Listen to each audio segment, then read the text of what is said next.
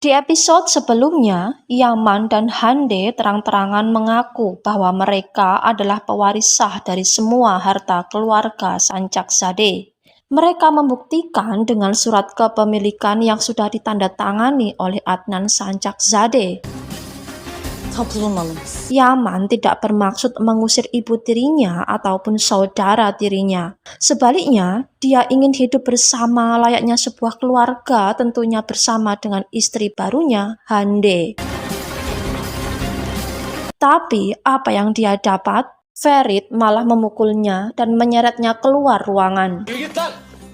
Yaman tentu tidak terima. Dia melawan balik dan kembali mengingatkan Ferit bahwa sekarang dia adalah pemilik sah istana Sancakzade. Ferit, ikimiz de Adnan'ın oğluyuz diyor. Bukan dia yang seharusnya keluar dari istana itu, tapi Ferit dan keluarganya lah yang seharusnya angkat kaki dari rumahnya. Di ruang kerjanya, Azade terlihat marah. Marah pada Adnan karena kerumitan yang ada sekarang tidak lain karena kecerobohannya. Tiba-tiba, Azade menodongkan pistol ke arah Yaman, memaksanya untuk segera angkat kaki dari istananya. Yaman bukannya takut, dia malah menantang Azade untuk menarik pelatuk pistolnya. Sinan segera mengambil pistol dari tangan Azade dan kemudian menenangkan ibunya itu. Tak lama kemudian, Zumrud muncul dengan terkopoh-kopoh. Dia meminta maaf pada sahabatnya Azade karena kelakuan kurang ajar Hande. Dia marahi Hande dan Yaman, tapi semua itu percuma karena keduanya tetap beralasan bahwa apa yang mereka lakukan adalah benar. Ferit terpaksa memulangkan Aisyah ke rumah kakeknya untuk menghindari percecokan dengan Hande. Yaman dan Hande terlihat sangat menikmati apa yang mereka miliki sekarang. Sementara Azade tak bisa berbuat apa-apa. Dia hanya bisa memandang Yaman dan Hande dari sudut jendela kamarnya. Di hadapan lukisan ayahnya, dia mengenang bagaimana perjuangan ayahnya dulu untuk mempertahankan istana Sancakzade. Oleh karenanya, dia berjanji tidak akan meninggalkan istana peninggalan ayahnya itu bagaimanapun kondisinya. Tak lama kemudian, Aitan menemui Azade dan memberitahu bahwa kamarnya diambil alih oleh Hande. Dan benar, Hande dengan tanpa malu-malu memerintahkan Kesban untuk menyingkirkan barang-barang Azade dari kamar utama. Terjadilah percecokan antara Hande dan anggota keluarga Sancakzade lainnya gara-gara masalah siapa yang berhak menempati kamar utama. Bak öldürürüm seni. Yaman memperingatkan istrinya itu agar tidak merebut kamar utama dari tangan Azade. Tapi dasar rubah merah Hande, dengan kata-kata manisnya, Yaman nurut-nurut saja dengan apa yang dilakukan Hande. Ferit kembali ke istana Sancakzade dan kemudian mengajak Sinan dan ibunya untuk pergi dari rumah itu. Keduanya menolak. Hangi haramzadenin gücü yetiyorsa Drama keluarga Sancakzade terus berlanjut guys. Hande semakin menunjukkan siapa yang berkuasa saat ini. Saat makan malam tiba, dia ganti semua perabot makannya dan dia hilangkan menu kesukaan Azade. Azade sadar bahwa Hande menantangnya, menguji kesabarannya. Oleh karenanya, kali ini Azade tak banyak kata. Dia cukup memandang sinis kelakuan Hande. Sementara itu, Ferit kembali menemui Aisyah di rumah kakek Sahin. Kebetulan, waktu itu mereka sudah bersiap-siap untuk makan malam. Diajaklah Ferit untuk makan malam di kediaman kakek Sahin. Semuanya baik-baik saja sampai tibalah Mirza. Dengan entengnya, Mirza mengungkit permasalahan keluarga Ferit. Bagi Mirza, rasanya lucu saja ada seorang ayah yang mewariskan harta pada satu anaknya saja. Anak yang tidak diakui lagi. Kemudian dia berkata, apa benar ayah Ferit meninggal karena kecelakaan? Mendengar ini, tiba-tiba Ferit teringat jika Yaman juga pernah diinterogasi oleh polisi karena kasus kematian ayahnya ini. Dia juga teringat kalau pada suatu malam dia memergoki Yaman berbicara serius dengan ayahnya.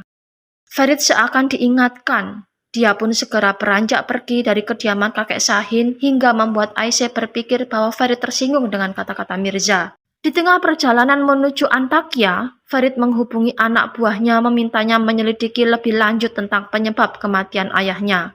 Sementara itu, di rumah kakek Sahin memarahi Mirza karena perkataannya tadi yang bisa jadi merusak rencana kakek Sahin untuk mengambil paksa ginjal Aisyah untuk didonorkan pada cucunya, Elif. Sejenak terjadi perdebatan di antara keduanya tentang masalah ini. Anlaşıldı mı? Çeneni tut. Nasıl? Dede konuşturma şimdi beni. Dan tanpa keduanya sadari, percakapan mereka didengar oleh Aisyah. Ferit tiba di gudang tempat mobil ayahnya disimpan.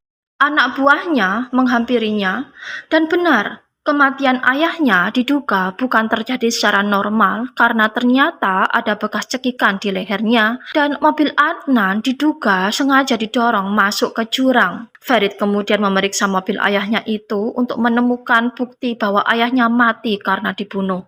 Aisyah akhirnya mengetahui niat asli kakeknya. Karena tidak tahan menahan amarahnya, dia temui langsung kakeknya itu dan juga Mirza, kemudian melabrak mereka berdua. Koruyup kollanmanın keyfine varmıştım ben. Sözde yeminler ediyordunuz. Elif mendengar suara Aisyah. Dia sedih karena tak bisa berbuat apa-apa dan akhirnya dia terjatuh pingsan. Aisyah sendiri setelah puas melampiaskan amarahnya, dia langsung beranjak pergi meninggalkan kediaman kakek Sahin. Sementara itu, Yaman terlihat tengah makan malam bersama dengan Paman Bahtiar. Paman Bahtiar menyindir Yaman apakah dia tidak menyesal dengan kematian ayahnya. Yaman dengan santainya menjawab, lupakan orang yang sudah mati. Apa maksud dari Paman Bahtiar itu, guys? Apa dia mengetahui rahasia Yaman lainnya? Aisyah menangis meratapi nasibnya karena ternyata kakeknya tidak pernah memperlakukannya sebagai cucu kandung. Dia menyesal terlalu meremehkan nasihat Ferit yang berkali-kali memperingatkannya bahwa ada yang tidak beres dengan keluarga kakek Sahin ini. Dia menghubungi Ferit tapi sayang HP Ferit mati.